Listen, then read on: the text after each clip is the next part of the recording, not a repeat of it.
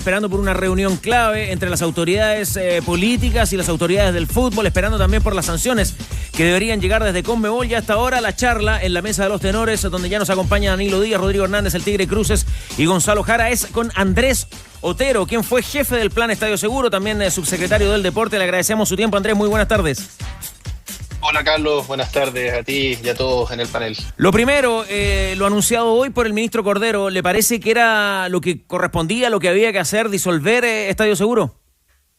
Sí, no, con matices, porque me parece que es un hecho y lo he mencionado. Creo que Estadio Seguro lamentablemente hoy día no está dando respuesta a un problema que es gigante. Pero creo que eliminarlo y no tener una política sólida, un plan al corto, mediano y largo plazo que lo sustituya, me parece que es un poco irresponsable, porque hoy día el problema está y simplemente eliminar a la oficina de coordinación en la materia me parece que el remedio puede ser peor que la enfermedad. Creo que suena taquillero sacar Estadio Seguro. Hoy día Estadio Seguro está muy vilipendiado. Yo creo que efectivamente no ha dado los resultados, pero otra cosa es decir... se me echó a perder la silla, bueno, la elimino y no tengo donde sentarme. Obviamente hay que comprar una mejor silla. Y creo que hoy día eso es lo que amerita, tener una política desde el Estado mucho más robusta para atender un problema que hoy día es gigante y que ya está teniendo tragedia, y eso no podemos seguir permitiéndolo.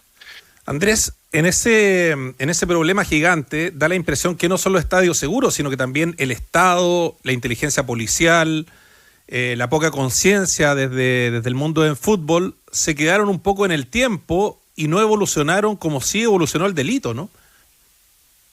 Es que precisamente ese es el gran tema. A ver, Estadio Seguro, si uno lo ve desde qué es Estadio Seguro, que es un departamento, una oficina en el Ministerio del Interior y Seguridad Pública que hoy transita hacia el Ministerio de Seguridad, que tiene un presupuesto súper acotado, muy chico, y que hoy día funciona en la práctica solo como una oficina de coordinación de todos los actores que sí tienen atribuciones en el marco de la ley. Entonces, claro, si uno lo analiza desde ese punto de vista, Estadio Seguro es una oficina que se creó para administrar el problema, no para hacerse cargo o solucionarlo. Y en ese sentido creo que hoy día está en deuda. Yo estuve adentro muchos años como asesor, luego como director, y yo puedo decir que Estadio Seguro, cuando los hechos de violencia no eran tan fuertes, administraba el problema. Difícil de solucionarlo, imposible solucionarlo quizás por esta envergadura que digo, pero administraba de alguna manera este problema. Hoy día este problema está completamente fuera de control, y creo que cuando se habla de un fracaso de Estadio Seguro es porque obviamente no da abasto para la magnitud del problema. Pero obviamente, y lo que tú dices, Rodrigo, es muy cierto, si es que en esta planificación, en esta iniciativa desde el Estado, no participan los privados que son los dueños del espectáculo, NFP y clubes, no participa realmente el Estado desde las atribuciones que tienen que ser y son insustituibles del Estado, como lo que tú mencionas, la inteligencia, la intervención y obviamente también la responsabilidad que le compete a los delegados presidenciales, obviamente esto está condenado a seguir fracasando. Y a mí la señal no me gusta porque además se habla de espectáculos masivos. O sea, esta oficina que ya es limitada, además se va a tener que hacer cargo de los conciertos, de los Lollapalooza, digamos, de las venidas de artistas internacionales. Si hoy día ya con el fútbol no da abasto, yo creo que lo que correspondiera era sustituirlo por una política seria, integral, en el marco también de la crisis de seguridad que vive el país, porque esto no es solo fútbol. Andrés, te planteaba un tema que, bueno, siempre va adelante el delito, el crimen, va adelante, siempre se adelanta. Y que hoy día el mayor problema de seguridad que existe en los estadios y en los espectáculos masivos son los llamados reventones. Y que en el fútbol los reventones comenzaron y se agudizaron en el momento en que aumentó de manera exponencial la cantidad de personas que no podían ingresar al estadio, que es distinto a lo que mencionábamos a gente que tenga prohibido el ingreso al estadio. ¿Eso en qué momento empieza a pasar? ¿Cómo lo visualiza? Porque da la impresión que ahí hay un tema que no lo habíamos visto. Sí, hola Danilo. O sea, es tal cual. Y bueno, a ver, yo desde que tengo uso de razón, bueno, tú lo sabes muy bien, yo voy al estadio todos los domingos desde los años 90 y yo desde que tengo uso de razón, existían estos reventones de gente oportunista que trataba de aprovecharse. Pero esto ha ido en crecimiento. Yo te diría que por el año 2016, 2017, esto comenzó a crecer mucho precisamente porque empezó a aumentar la cantidad de personas que tenían prohibición de entrar a los estadios. Y ya después del estallido social, donde nuestra sociedad se vuelve mucho más violenta, hoy día esto es incontrolable. estamos en este tema hoy día, y esto es lo que desgarra el alma realmente, porque estamos lamentando 2 personas fallecidas, pero ustedes se acordarán hace un par de años en un partido Colo-Colo con River, que también pasó lo mismo, y ahí, claro, la diferencia fue que no tuvimos víctimas fatales, pero también lo que se vivió en ese estadio fue una sensación de que aquí algo podía pasar muy grave porque estas turbas se organizan, arrasan con absolutamente todo y parten organizadas por las personas que tienen prohibición de entrar a los estadios, pero se suman obviamente muchos que quieren aprovechar el vuelo, digamos, y entrar sin pagar la entrada. Pero efectivamente, y ahí Danilo, tú tocaste un punto, y perdón si me extiendo en esto, pero hoy día hay cerca de 6.000 personas, 5.700 y fracción personas con prohibición de entrar a los estadios. Si uno las analiza, el 80% de esas prohibiciones son por derecho de admisión. Esto quiere decir 2 cosas. Primero, que yo creo que los clubes y el fútbol en general en esa parte está cumpliendo con la tarea.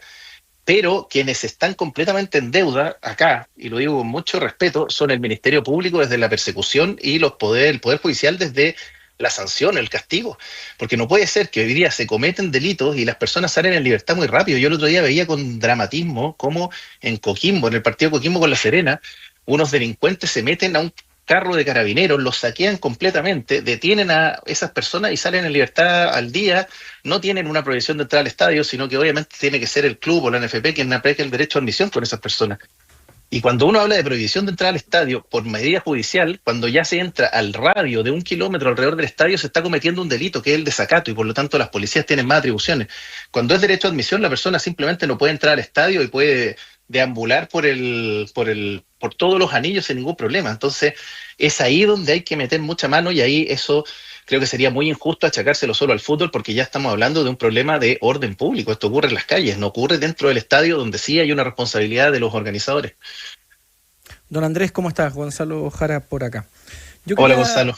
Un gusto. Quería saber qué distinto se hizo en el gobierno de ustedes y en el actual gobierno de Estadio Seguro, y saber si ustedes habían participado en la participación del reglamento actual de la ley.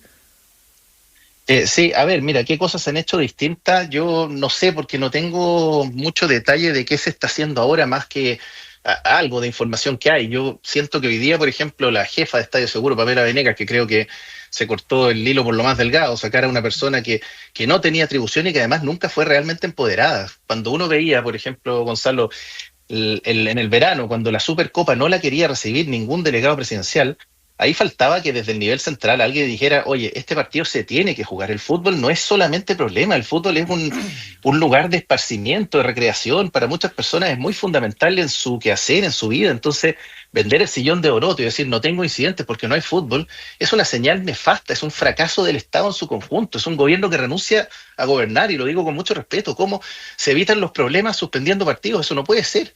Entonces, ahí tiene que haber una autoridad empoderada, y yo te diría que Estadio Seguro tenía las mismas atribuciones, en eso no ha cambiado. El reglamento se hizo el año 2015-2016, me tocó participar de él. Creo que es un cuerpo legal que tiene muchas herramientas que no se aplican, pero vuelvo a decirlo, con una oficina que tiene las atribuciones que tiene es difícil. A mí, afortunadamente, mis jefes en ese entonces, que eran el ministro Chadwick y el subsecretario Rodrigo Villa, me empoderaron mucho ante los entonces intendentes o gobernadores provinciales. Entonces, claro, cuando yo decía hay que hacer algo, se hacía. Puedo equivocarme, por supuesto, todos podemos equivocarnos, pero por lo menos había una coordinación desde el nivel central. Hoy día eso yo no lo veo. También hace 2 años, 3 años, no recuerdo, un partido de Colo-Colo con la U también que no se podía jugar en ni una parte, se terminó jugando en Talca. Ahora, leí por ahí, en redes sociales se leen muchas cosas, pero que incluso estaba en duda un Católica Limache que no se pueda jugar. Yo creo que ya, o sea, no puede ser. El fútbol se tiene que jugar a estadio lleno, con aforos completos. Bajar aforos, suspender partidos es solamente tapar el sol con un dedo, vender el sillón de Donoto y fracasar como Estado que no es capaz de resguardar la seguridad, y también la NFP y los clubes que no son capaces de resguardar la seguridad. Andrés, a veces hablamos en medio de una transmisión, cuando pasan este tipo de cosas, de la tormenta perfecta, finalmente, donde nada funciona. Tú hablaste de lo de La Serena fuera del estadio, hablamos de lo de Iquique dentro del estadio, hablamos del Monumental dentro y fuera del estadio, pero parece que cuando hablamos de esta situación, los clubes no están preparados, los clubes no están a la altura. Tú hablabas de la mirada del gobierno también respecto a la política de los últimos años, que claramente fracasó. Finalmente este es un cóctel perfecto, porque cuando hablamos de seguridad, nada resulta hoy en el fútbol chileno. ¿Por qué pasa eso respecto a las voluntades? Y ahí te pregunto, de todos los estamentos. Hola, Tigre. Sí, a ver, las voluntades de todos los estamentos. Aquí claramente algo no está resultando de principio a fin. Y qué bueno que mencionaste lo que pasó en Iquique, porque estamos hablando de un partido, vuelvo a decirlo, y lo digo con dramatismo como hincha del fútbol que soy. No puede terminar en Chile un partido de Deportes Iquique con Unión Española, después de que Deportes Iquique viene con una campaña histórica, clasificó en Copa Libertadores, pasó una ronda, se metió a Copa Sudamericana, y hay un grupo de delincuentes que se mete a amenazar y amedrentar a los jugadores, pero, o sea, y además como que no pasa nada, en un estadio sin reja, y perdón, qué maravilla que no tenga rejas, ¿por qué tener que subir rejas, alambres, púa? No, ese no es el camino. Acá tiene que haber una cosa mucho más integral, que evidentemente no está, y cuando yo digo que aquí hay que hacer reformas, pero desde raíz, partiendo por Estadio Seguro, donde yo estuve mucho tiempo, es porque Estadio Seguro está preparado para administrar un problema que puede pesar 10, pero el problema es que hoy día el problema de la violencia en los estadios pesa 30, 40 o 50, y ojo, que también acá sería también muy deshonesto decir que esto está pasando en el fútbol, en una sociedad perfecta donde todo funciona. Acá estamos con un desborde de violencia en la sociedad. Es cosa de ver lo que pasa en los colegios, la cantidad de portonazos, encerronas que hay todos los días, cómo las personas salen, yo veo las noticias y no se agarran a combo dos vecinos, que la cuestión termina con cuchillazos. O sea, estamos en una espiral de violencia donde el fútbol no está ajeno a eso. Y por lo tanto, la nueva estrategia de seguridad tiene que ser integral, considerando todos estos problemas. El tema del crimen organizado. A mí me parece buena la señal que dio el ministro Cordero respecto de transformar a las barras en asociaciones ilícitas de crimen organizado.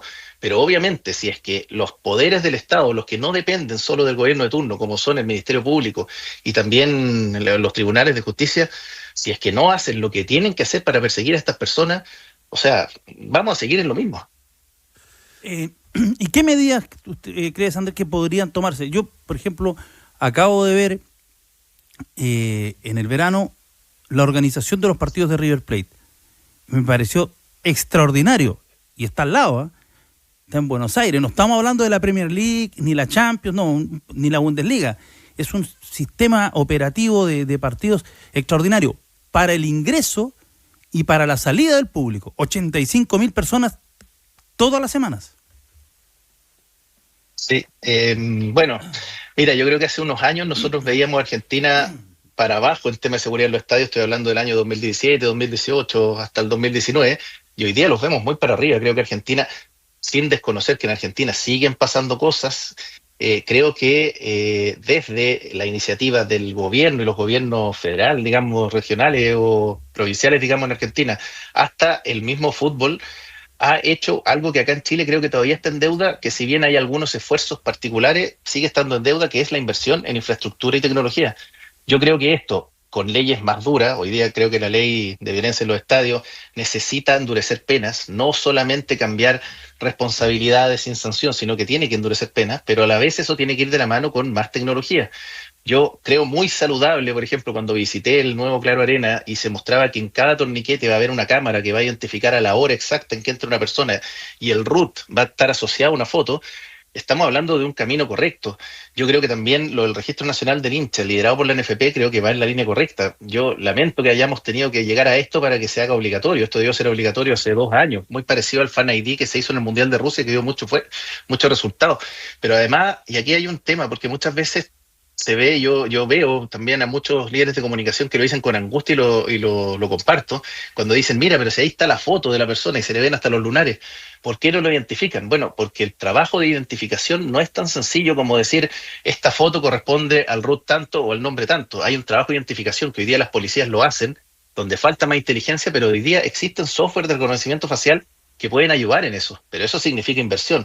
Ahora viene la siguiente pregunta, ¿quién tiene que invertir? ¿El Estado o los clubes? Yo creo que en este caso tienen que invertir los clubes, y entiendo cuando hay clubes que el 90% de los partidos que juegan el año no pasa nada y es todo tranquilo, pero lamentablemente tienen que recibir 2 o 3 veces al año a clubes donde, no voy a decir hinchas, tienen delincuentes que profitan de esa camiseta para llegar y hacer desmanes. Entonces, creo que sí es el momento de invertir en tecnología robusta que está a disposición. Ojo, no es que se tenga que inventar algo, esto está a disposición, está en los mejores lugares del mundo y creo que Chile hoy día lo necesita.